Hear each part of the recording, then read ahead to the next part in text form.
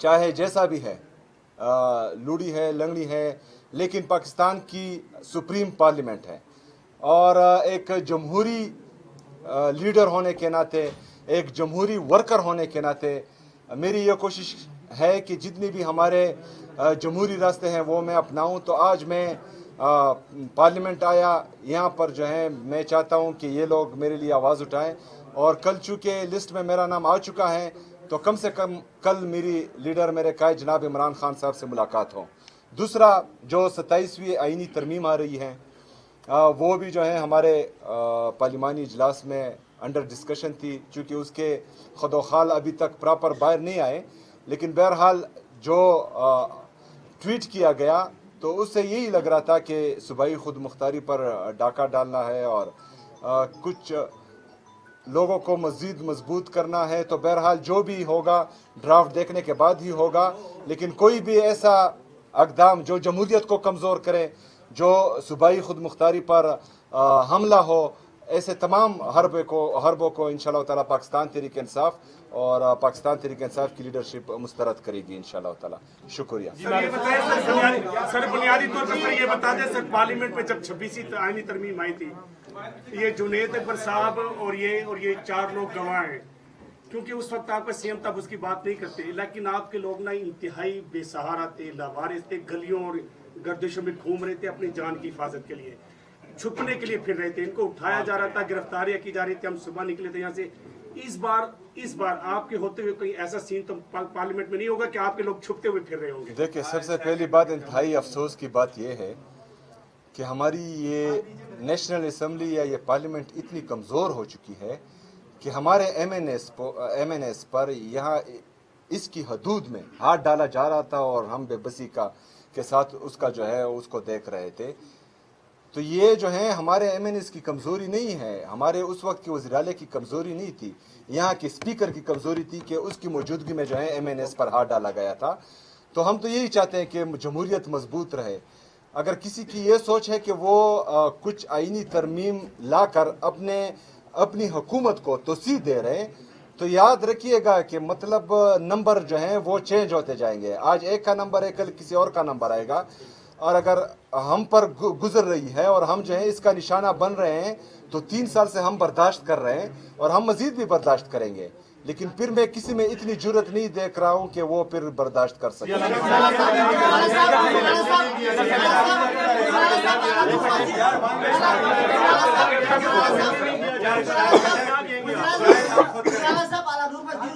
Peshawar group سے آپ کے حوالے سے کافی باتیں ہوئی جب آپ وزراعلیٰ منتخب ہو رہے تھے، ڈی جے اسپیار صاحب نے پریس کانفرنس کی، یہاں پہ وفاقی وزراء نے بھی پریس کانفرنس کی، تو ابھی جو ایکسٹینشن کی باتیں ہیں، جس طرح کے فیلڈ مارشل و چیف آف آرمی اسٹاف کے حوالے سے ایکسٹینشن کی باتیں ہو رہی ہے، اس پر آپ کیا بیان دیں گے؟ کیا موقف ہے آپ کا؟ ایکسٹینشن ملنی چاہیے یا نہیں ملنی چاہیے؟ دیکھیں جی، ہماری حکومت میں بھی ایک ایکسٹینشن ملی تھی جس پر میرے لیڈر میرے قائد جناب عمران خان صاحب نے کہا تھا کہ مجھ سے غلطی ہوئی ہے، تو میرے خیال میں جو ہے اس غلطی کا ازالہ کرنا چاہیے اور مزید ایکسٹینشن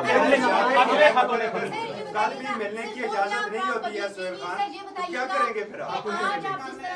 سر فوزیہ پبلک ٹی وی، یہ بتائیے گا آج جس طرح سے آپ یہاں پر پہنچے ہیں اور ایک میسج کنوے کرنے کی کوشش کی ہے کہ آپ کو 4 مرتبہ عمران خان صاحب سے ملاقات نہیں کرنے دی گئی، آپ نے یہاں پہ آ کے قرارداد بھی جمع کروا دی ہے، کیا سمجھتے ہیں اسی طرح سے اب آگے آپ مزاحمت کی سیاست کرنے والے ہیں، احتجاج کی کوئی کال دینے والے ہیں اگر آپ کی اس قرارداد کو بھی ردی کی ٹوکری میں پھینک دیا جائے؟ مجھے یہ بتائیں کہ جمہوریت میں اور آئین میں احتجاج آئینی ہے یا غیر آئینی ہے؟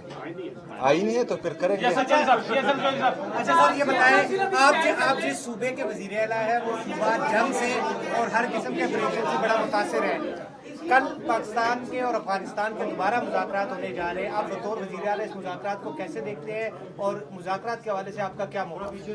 دیکھیں جی، جب پہلا مرحلہ شروع ہوا پاک افغان مذاکرات کا تو میں نے اس کو خوش آئند قرار دیا اور خدشات کا بھی اظہار کیا۔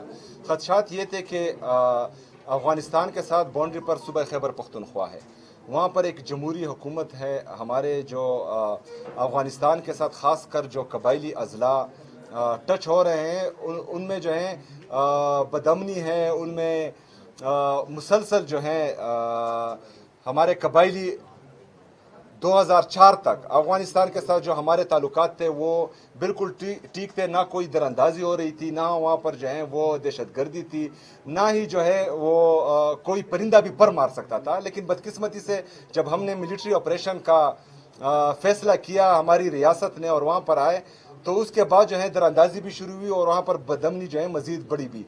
तो हमारी शुरू से ये मौक़िफ़ रहा है कि जंग किसी भी चीज़ का हल नहीं है, किसी भी मसले का हल जंग नहीं है, मुज़ाकरात होने चाहिए। लेकिन वहाँ के मेन स्टेक होल्डर को जो खैबर पख्तूनख्वा की हुकूमत है, वहाँ के पार्लियामेंटेरियन हैं, वहाँ के कबायली मशरान हैं, उनको एतमाद में उसके बाद जो है वो मुज़ाकरात आगे बढ़ाएंगे।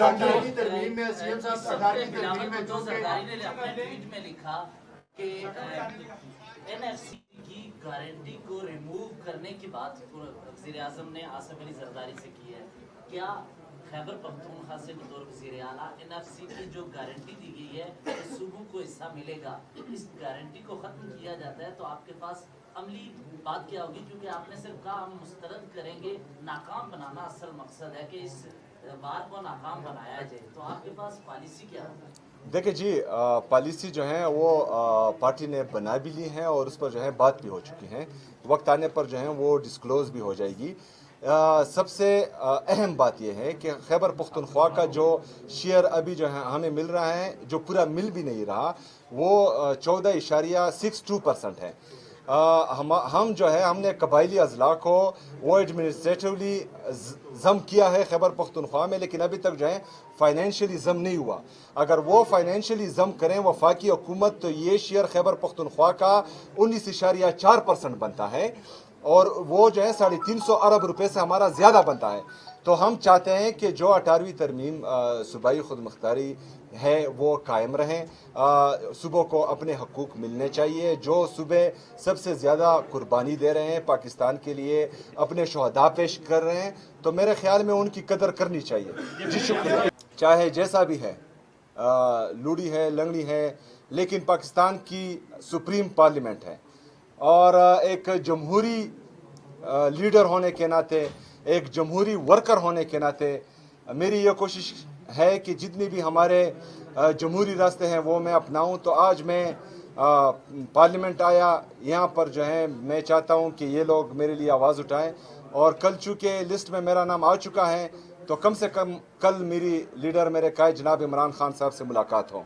दूसरा, जो 27वीं आईनी तरमीम आ रही है वो भी जो है हमारे पार्लिमानी इजलास में अंडर डिस्कशन थी, चूँकि उसके खुदोखाल अभी तक प्रॉपर बाहर नहीं आए, लेकिन बहरहाल जो ट्वीट किया गया तो उससे यही लग रहा था कि सूबाई खुद मुख्तारी पर डाका डालना है और कुछ लोगों को मज़ीद मजबूत करना है। तो बहरहाल जो भी होगा ड्राफ्ट देखने के बाद ही होगा, लेकिन कोई भी ऐसा अक़दाम जो जमहूरियत को कमज़ोर करे, जो सूबाई खुद मुख्तारी पर हमला हो, ऐसे तमाम हरबों को इंशाअल्लाह ताला पाकिस्तान तहरीक इंसाफ और पाकिस्तान तहरीक इंसाफ की लीडरशिप मुस्तरद करेगी इंशाअल्लाह ताला।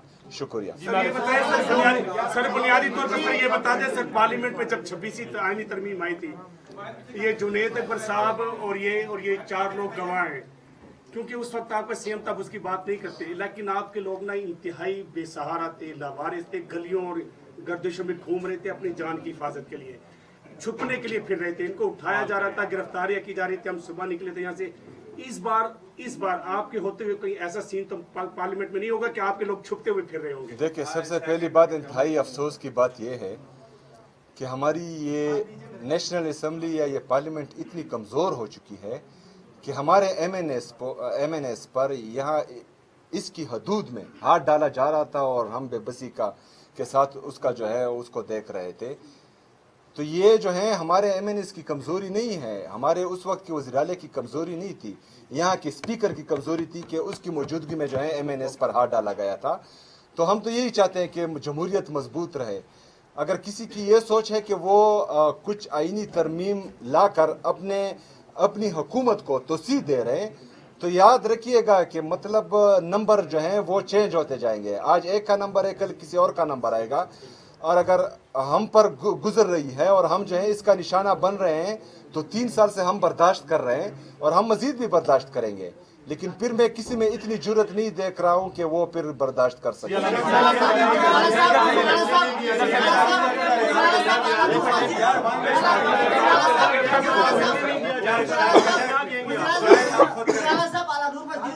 पेशावर ग्रुप से आपके हवाले से काफी बातें हुई जब आप वज़ीर-ए-आला मुंतखब हो रहे थे। डीजी इश्तियाक साहब ने प्रेस कॉन्फ्रेंस की, यहाँ पे वफाकी वज़ीर ने भी प्रेस कॉन्फ्रेंस की। तो अभी जो एक्सटेंशन की बातें हैं, जिस तरह के फील्ड मार्शल व चीफ ऑफ आर्मी स्टाफ के हवाले से एक्सटेंशन की बातें हो रही है, उस पर आप क्या बयान देंगे? क्या मौक़िफ़ है आपका? एक्सटेंशन मिलनी चाहिए या नहीं मिलनी चाहिए? देखिए जी, हमारी हुकूमत में भी एक एक्सटेंशन मिली थी, जिस पर मेरे लीडर मेरे कहा जनाब इमरान खान साहब ने कहा था कि मुझसे गलती हुई है। तो मेरे ख्याल में जो है उस गलती का अजाला करना चाहिए और मजीद एक्सटेंशन मिलने की इजाजत नहीं होती है। सोहेल खान क्या करेंगे फिर आप? सर फौजिया पब्लिक टीवी ये बताइएगा, आज जिस तरह से आप यहाँ पर पहुँचे हैं और एक मैसेज कन्वे करने की कोशिश की है कि आपको 4 मरतबा इमरान खान साहब से मुलाकात नहीं करने दी गई, आपने यहाँ पे आके करारदाद भी जमा करवा दी है। क्या समझते हैं इसी तरह से अब आगे आप मज़ामत की सियासत करने वाले हैं, एहतजाज की कोई काल देने वाले हैं, अगर आपकी इस करारदाद को भी रद्दी की टोकरी में फेंक दिया जाए? मुझे ये बताएं कि जमहूरियत में और आइन में एहतजाज आइनी है या गैर आइनी है? आइनी है तो फिर करेंगे। अच्छा सर ये बताएं, आप जिस सूबे के वज़ीर आला है वो सूबा जंग से और हर किस्म के ऑपरेशन से बड़ा मुतासिर है। कल पाकिस्तान के और अफगानिस्तान के दोबारा मुज़ाकरात होने जा रहे हैं, आप बतौर वज़ीर आला इस मुज़ाकरात को कैसे देखते हैं और मुज़ाकरात के हवाले से आपका क्या मौक़िफ़ है? देखिए जी, जब पहला मरहला शुरू हुआ पाक अफगान मुज़ाकरात का, तो मैंने उसको खुशाइंद करार दिया और ख़दशात का भी इजहार किया। ख़दशात ये थे कि अफ़गानिस्तान के साथ बाउंड्री पर सूबा खैबर पख्तूनख्वा है, वहाँ पर एक जमहूरी हुकूमत है। हमारे जो अफ़गानिस्तान के साथ ख़ास कर जो कबायली अज़ला टच हो रहे हैं, उनमें जो है बदअमनी है, उनमें मुसलसल जो है हमारे कबायली 2004 तक अफ़गानिस्तान के साथ जो हमारे ताल्लुकात थे वो बिल्कुल ठीक थे, ना कोई दरअंदाजी हो रही थी, ना वहाँ पर जो है वो दहशतगर्दी थी, ना ही जो है वो कोई परिंदा भी पर मार सकता था। लेकिन बदकिस्मती से जब हमने मिलिट्री ऑपरेशन का फैसला किया हमारी रियासत ने और वहाँ पर आए, तो उसके बाद जो है दरअंदाजी भी शुरू हुई और वहाँ पर बदअमनी जो है मज़ीद बढ़ी भी। तो हमारी शुरू से ये मौक़िफ़ रहा है कि जंग किसी भी चीज़ का हल नहीं है, किसी भी मसले का हल जंग नहीं है। मुज़ाकरात होने चाहिए, लेकिन वहाँ के मेन स्टेक होल्डर को, जो खैबर पख्तूनख्वा की हुकूमत है, वहाँ के पार्लियामेंटेरियन हैं, वहाँ के कबायली मशरान हैं, उनको एतमाद में उसके बाद जो है वो मुज़ाकरात आगे बढ़ाएं।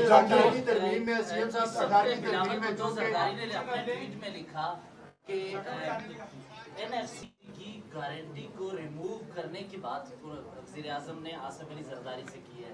क्या खैबर पख्तूनख्वा से बतौर वज़ीर-ए-आला एनएफसी की जो गारंटी दी गई है कि सूबों को हिस्सा मिलेगा, इस गारंटी को ख़त्म किया जाता है तो आपके पास अमली बात क्या होगी? क्योंकि आपने सिर्फ कहा हम मुस्तरद करेंगे, नाकाम बनाना असल मकसद है कि इस बार को नाकाम बनाया जाए, तो आपके पास पॉलिसी क्या होगी? देखिए जी, पॉलिसी जो है वो पार्टी ने बना भी ली है और उस पर जो है बात भी हो चुकी है। वक्त आने पर जो है वो डिस्क्लोज भी हो जाएगी। सबसे अहम बात यह है कि खैबर पख्तूनख्वा का जो शेयर अभी जो है हमें मिल रहा है, जो पूरा मिल भी नहीं रहा, वो 14.62% है।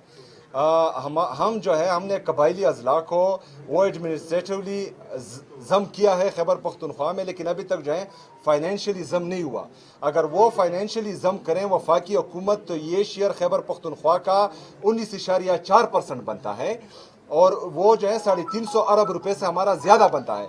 तो हम चाहते हैं कि जो 18वीं तरमीम सूबाई खुद मुख्तारी है वो कायम रहें, सूबों को अपने हकूक़ मिलने चाहिए। जो सूबे सबसे ज़्यादा कुर्बानी दे रहे हैं पाकिस्तान के लिए, अपने शहदा पेश कर रहे हैं, तो मेरे ख्याल में उनकी कदर करनी चाहिए। जी शुक्रिया।